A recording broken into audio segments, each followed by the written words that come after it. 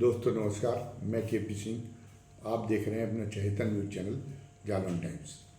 कल की वीडियो में हमने जो के.सी. त्यागी ने जनता दल के राष्ट्रीय प्रवक्ता पद से इस्तीफा, जनता दल यू के राष्ट्रीय प्रवक्ता पद से इस्तीफा दिया है, उससे उत्पन्न स्थितियों का और उन्होंने ये कदम ऐसा क्यों उठाया गया है, उन्होंने स्वेच्छा से ये कदम उठाया है, वास्तव में निजी कारणों से उठाया है, वास्तव में स्वास्थ्य के कारणों से उठाया गया या उनको इसके लिए मजबूर किया गया है, इस सब के लेके जो राजनीतिक परिस्थितियाँ बनी हुई हैं उनके आधार पर मैंने कल चर्चा की थी।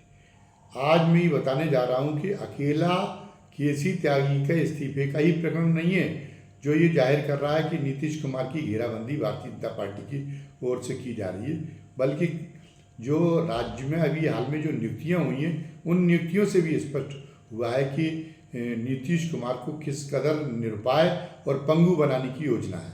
हालांकि नीतीश कुमार पूरी तरह से शरणागत हो गए थे मोदी जी के सामने, और मोदी जी के उन्होंने सार्वजनिक रूप से चरण स्पर्श भी किए जब वो संसदीय दल के नेता बन गए थे, और उनकी इस बात के लिए बहुत आलोचना की गई थी, लेकिन उसका उन पर कोई फ़र्क नहीं पड़ा था। वो कतई उनको शर्म नहीं आई थी इन बातों पे, और वो उन्होंने एक तरीके से स्वीकार कर लिया कि मोदी ही उनके सर्वोच्च नेता हैं। लेकिन फिर भी उनका नाम पलटू राम तो हो ही गया है, और लोग उनके बारे में जो उनका अभी तक का आचरण रहा है, राजनीतिक आचरण, उसको देखते हुए लोग ये आरोप लगाते रहते हैं कि वो किसी के सामने बहुत ज़्यादा झुक भी सकते हैं और फिर उसको पटकनी भी लगा सकते हैं। मोदी जी भी इसके अपवाद नहीं है, लेकिन सच्चाई ये है कि हर काम का की एक उम्र होती है हर काम करने की। अब उनकी उम्र नीतीश कुमार की बची है, और उनके हाव भाव देख के जो उन पर ये लगता है कि उनके थोड़े से उनका मानसिक स्वास्थ्य पर भी असर पड़ गया उनकी उम्र का, तो वो कुछ अजीब नहीं लगता।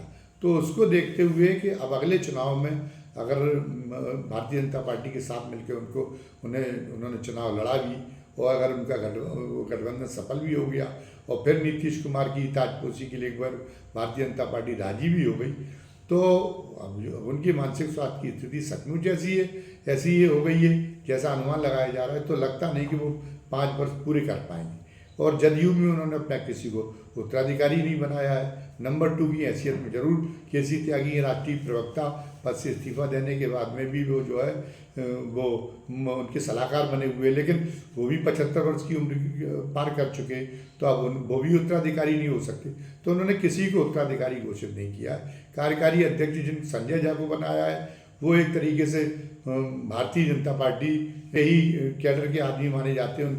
उनकी पृष्ठभूमि संघ और आरएसएस की है, और वो अरुण जेटली के पीए भी रहे हैं, और कहा जाता है कि उन्हें तो अमित शाह ने ही, केंद्रीय गृह मंत्री अमित शाह ने ही उनको जनता दल यू का कार्यकारी अध्यक्ष बनाया है, ताकि जनता दल यू नीतीश कुमार के पूरी तरह से शिथिल पड़ जाने से पूरी तरह से अगर शारीरिक परिस्थितियाँ वैसी बन गई कि उनको जॉर्ज फर्नांडिस की तरह से राजनीति से बाहर अगर होना पड़े, तो उस स्थिति में जनता दल यू के एक विसर्जन की एक बड़ी सहजता के साथ भारतीय जनता पार्टी के अंदर उसकी एक विसर्जन की भूमिका तैयार हो सके, इसके लिए संजय झा को तैयार कराया गया। और के.सी. त्यागी के इस्तीफे के साथ साथ में ये बातें अभी बहुत कम चर्चा में आ पाई हैं कि बिहार में नौकरशाही की नियुक्तियां भी हुई हैं, उसमें भी दिखाई देता है कि रिमोट कंट्रोल के द्वारा अब नीतीश कुमार को संचालित करने की स्थिति केंद्र से बन गई। नीतीश कुमार एक डमी मुख्यमंत्री के भर बन के रह गए, क्योंकि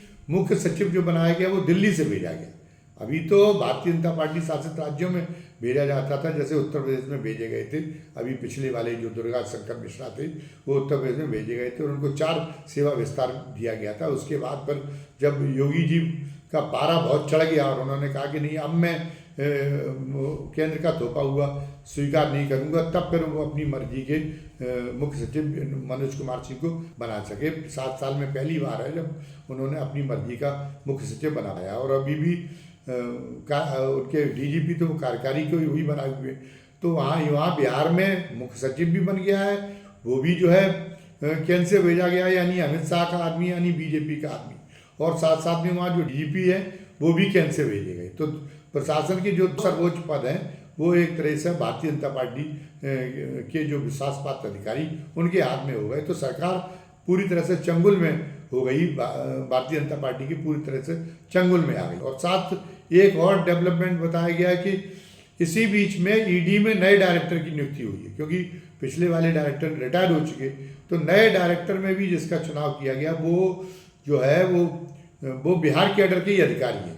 तो बिहार के नीतीश कुमार से लेकर और जदयू के हर नेता, उनके हर मंत्रिमंडलीय सहयोग की रग रग से परिचित हैं और उनका निवेश कहाँ पे है। और तो अगर उनमें से अगर नीतीश कुमार खुद बगावत न करें और उनमें से कुछ लोग उनके जो उनकी टीम के लोग हैं वो लोग जो है भारतीय जनता पार्टी का इस तरीके से बढ़ता हुआ दबाव स्वीकार न करने की मुद्रा में आ गए, जैसे कि केसी त्यागी आ गए थे, तो उनके इलाज के लिए वो जो बिहार में जो ईडी के डायरेक्टर बनाए गए वो बड़े मुफीद साबित होंगे। तो वो भी एक तरह से घेराबंदी का प्रयास है। तो अब ये बातें मजबूत होती जा रही हैं कि ये नहीं है कि नीतीश उसकी वजह से खपा हो, ये केसी त्यागी को जिस ढंग से इस्तीफा देना पड़ा जैसी स्थितियां पैदा हुई, बल्कि वो तो उन्होंने तो अपने आप को, कहा जाता नहीं प्रभु के भरोसे, तो उन्होंने तो अपने आप को प्रभु के भरोसे अब नीतीश कुमार ने छोड़ ही दिया है। नीतीश कुमार में कोई प्रतिकार की इच्छा शक्ति नहीं बची है और वो जानते हैं कि अब उनको भी शायद एहसास हो गया है कि उनका शरीर अब उतना साथ नहीं दे रहा है। तो अब फिलहाल मोदी सत्ता से हटने वाले हैं नहीं, तो उनका जो अवसान हो, जो समापन हो, जो उनकी राजनीतिक पारी का, वो सम्मानजनक तरीके से हो। उसमें उचित यही उनको लग रहा है कि हम जो है अगर कठपुतली भी बन के रह जाएं तो भारतीय जनता पार्टी का आशीर्वाद हमारे ऊपर बना रहे।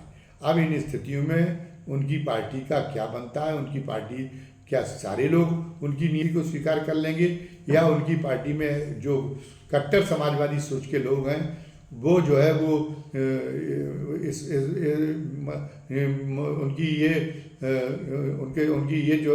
इस शरणागत मुद्रा को देख के और अपने भविष्य के लिए वो एक नया रास्ता तलाशने को भारतीय जनता पार्टी के खिलाफ बगावत का परचम उठाने पर आ जाएंगी। ये एक देखने वाली बात होगी। दर्शकों की इस बारे में क्या राय है, ये आप अपनी राय कमेंट बॉक्स में जरूर लिखें। और नए दर्शकों से फिर हमारी गुजारिश है कि अगर उनको आज का हमारा ये वीडियो पसंद आया हो तो वो हमारे वीडियो को लाइक करें, सब्सक्राइब करें, ज़्यादा से ज़्यादा संख्या में शेयर करें। खुद तो ऐसा करें ही, अपने मित्रों और परिजनों को भी ऐसा अधिक से अधिक संख्या में ऐसा करने के लिए प्रेरित करें और बेल आइकॉन दबा दें ताकि जो भी नया वीडियो हम डालें उसका नोटिफिकेशन आपको तत्काल मिल जाया करे। आप उसकी हेडिंग वगैरह देख के ये फैसला कर सकें कि ये वीडियो भी आपके द्वारा देखा जाना चाहिए या नहीं देखा जाना चाहिए। धन्यवाद। जय हिंद, जय भारत।